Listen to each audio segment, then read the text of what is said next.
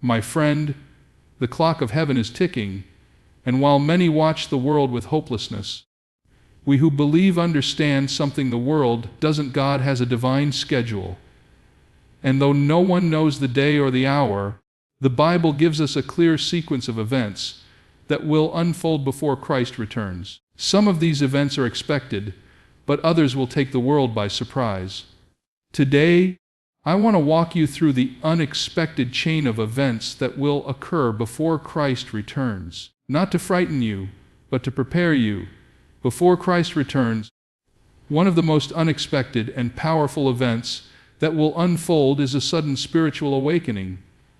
An awakening that will not begin with the world, but within the very walls of the church.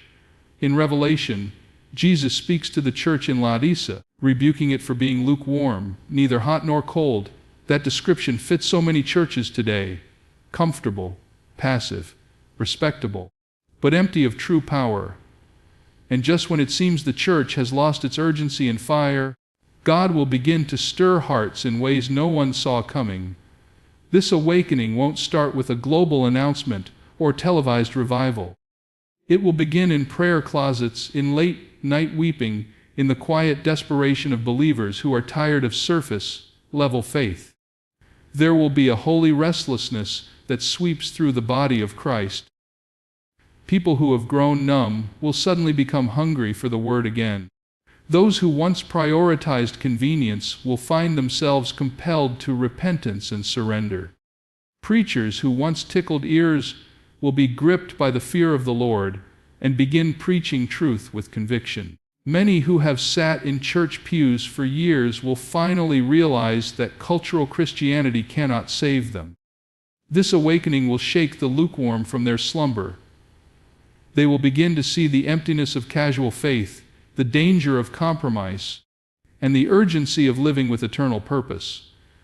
And while the world becomes darker, these awakened believers will shine brighter, not because they're perfect, but because they are finally yielded. God is not coming back for a sleepy bride. He is coming for one that is watching, waiting, and ready. And so, in His mercy, He is going to allow a shaking, divine stirring, to disrupt our routines, challenge our priorities, and call us back to Him. Some churches will resist it. They will cling to programs, popularity, and entertainment, but others will fall on their knees and cry out for a fresh move of the Spirit. And here's the beautiful part: this awakening will not be limited by age, race, denomination, or geography, young and old, rich and poor, urban and rural. It will cross borders and break barriers. Because when God begins to awaken His people, no one can stop it. What may look like decline to the world is actually preparation in the kingdom. So don't be surprised when revival breaks out in places you least expect. The bride is waking up, and the return of Christ is drawing near. As the world moves closer to the return of Christ, one of the most surprising and deceptive developments will be the rise of global chaos. And with it, a desperate longing for human leadership. Crises will compound, wars will erupt, economies will collapse, natural disasters will increase, and moral foundations will crumble. The world will not know where to turn. Fear will grip nations. Anxiety will spread like wildfire. People will beg for someone, anyone, to bring order, peace, and stability to the madness. And just as history has shown time and again, chaos becomes the perfect soil for counterfeit leadership. In the vacuum of true hope, the world will turn its eyes not to heaven, but to man. This will not be a dictator that seizes power through violence, at least not at first. It will be someone who appears brilliant, compassionate, unifying. He will speak the language of peace. He will promise prosperity. He will seem to have answers for the world's most complex problems. Many will call him a genius. Others will call him a savior. But heaven will call him what he truly is, a deceiver. This leader will not rise on accident. He will be part of the larger spiritual battle playing out behind the scenes. The world will applaud his diplomacy. He will broker deals, sign treaties, and calm tempers between nations. He will gain influence through flattery, not force. And tragically, many who lack spiritual discernment, even within the church, will be swept away by his charm. But those who walk closely with the Lord will recognize the signs. They will see the subtle compromises he demands. They will notice that while his message is full of unity, it lacks truth. That while he offers peace, it is a peace apart from God. And they will remember the words of Scripture. When they say, "Peace and safety," then sudden destruction comes upon them. This is why God is calling his people now to prepare, not to panic, not to isolate, but to be rooted in truth so deeply that no smooth-talking politician, no global figure, no dazzling savior can lure them away from Christ. The days ahead will test where we've placed our trust. If it's in systems, leaders, or comfort, we will be shaken. But if it's in the unshakable kingdom of God, we will stand. The world will seek refuge in man, but the faithful will find refuge in their Maker. As the return of Christ draws near, deception will no longer be something found only in dark corners or behind obvious evil. It will walk boldly into the spotlight, clothed in light, quoting Scripture, and sounding spiritual. Jesus himself warned in Matthew 24 that many false prophets would arise and deceive many. But what makes this deception so dangerous is not how obvious it is, but how convincing it becomes. We're entering a time where right will be called wrong, and wrong will be celebrated as right. Not just by the world, but within the walls of the church. This deception will be subtle. It will speak of love but redefine it. It will talk about unity but silence truth. It will use words like tolerance, inclusion, and progress, but it will twist the word of God to fit culture, rather than calling culture to conform to Christ. Messages will be preached that inspire but do not convict. Teachings will uplift the emotions but ignore the cross. Miracles may even occur, signs and wonders may appear, and many will assume that such demonstrations are evidence of God's presence.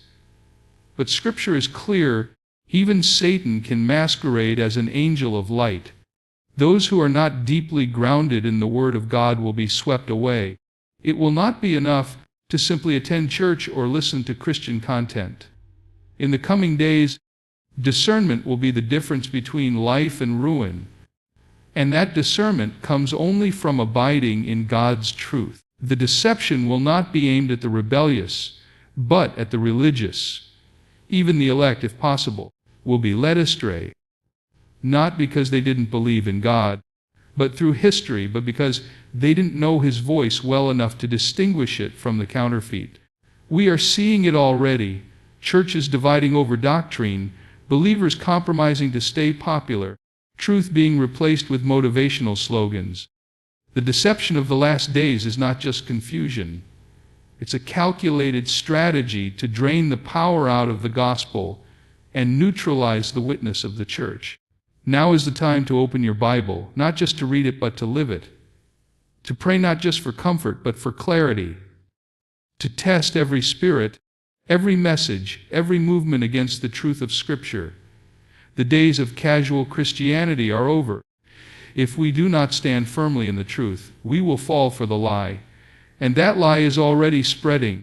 One of the most misunderstood and unexpected parts of God's end-time plan is the role of persecution. While many believers hope for a smooth and peaceful journey until Christ returns, the Bible paints a different picture. It tells us that persecution is not only inevitable but necessary. It is the fire through which God purifies his church. It is the tool he uses to separate the genuine from the false, the committed from the comfortable, and the faithful from the merely religious. As the world grows increasingly hostile to truth, those who boldly follow Christ will no longer be applauded. They will be targeted. The values of the gospel will clash with the values of the culture. Speaking the name of Jesus with authority, standing for biblical morality, and refusing to bow to cultural idols will come at a cost. And for many, that cost will be high. But it is through this pressure the church will be refined. History proves this. In every generation, the church has grown stronger in seasons of persecution. When Christianity was outlawed in the Roman Empire, the underground church multiplied. When believers were imprisoned in communist nations, they emerged with unshakable faith. When Christians were martyred in distant lands, their sacrifice inspired movements of revival. What man intends for evil, God uses for glory. Through history, the church today, especially in places where freedom has been abundant, has grown soft. Entertainment has replaced intercession. Popularity has been prioritized over purity. But persecution is coming, and it will wake us up. It will cause those who are lukewarm to deciding, will I stand or will I walk away? And while some will fall, others will rise with boldness, anointing, and unshakable resolve. Persecution doesn't mean God has abandoned his people. It often means he is preparing them, not for defeat but for impact. In the fire of opposition, the true church will shine. Her worship will be pure. Her message will be fearless.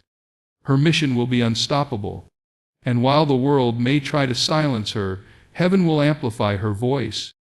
This is not the time to fear but to prepare. Not to retreat but to strengthen your walk with God. Because the church that stands under pressure will be the church that reigns with Christ in glory. History. So don't be surprised when opposition comes. Rejoice, for it means that the Lord is drawing near and he is making his bride ready. He asks, as the final days draw near and darkness deepens across the earth, something extraordinary will begin to happen. The gospel will begin to spread like wildfire, especially in the places we least expect. While many assume that revival will only come to churches with large platforms or nations with religious freedom, God has a different strategy. He often chooses the weak things of the world to shame the strong. He moves in obscurity before he reveals his glory. And in the end times, the gospel will burst forth from unlikely corners of the world. Even now, we are seeing the early signs. In countries where owning a Bible is illegal, believers are risking everything to meet in secret and share the message of Jesus. In regions dominated by false religions, underground churches are multiplying.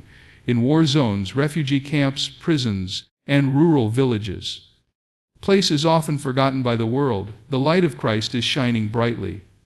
These are not polished, organized movements. They are raw, desperate cries for truth. And God is answering with power. This global spread of the gospel will not be limited by tradition, denomination, or language. It will not wait for permission from governments. It will not need celebrity pastors or digital platforms. It will be led by the Spirit of God working through surrendered hearts. Farmers, school teachers, teenagers, mothers, and even former enemies of the cross will become bold witnesses for Christ.